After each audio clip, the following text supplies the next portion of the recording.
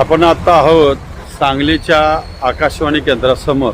आकाशवाणी केंद्रासमोर जर बघितलं तर हा रस्ता काम चालू आहे. इथं भयानक धूळ आहे. धूळ उडू नये म्हणून ठेकेदाराकडून याच्यावरती पाण्याचा फवारा केला जातो, पाणी मारलं जातं. त्यामुळे इथं धुळीचं कुठेही त्रास जाणवत नाही आहे. असा जो प्रकार या ठेकेदारांनी केला त्याबद्दल मी ठेकेदाराचं अभिनंदन करतो.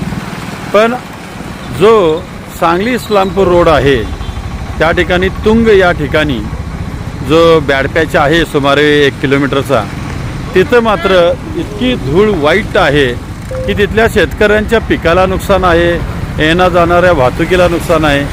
पण तिथं पाणी मारलं जात नाही.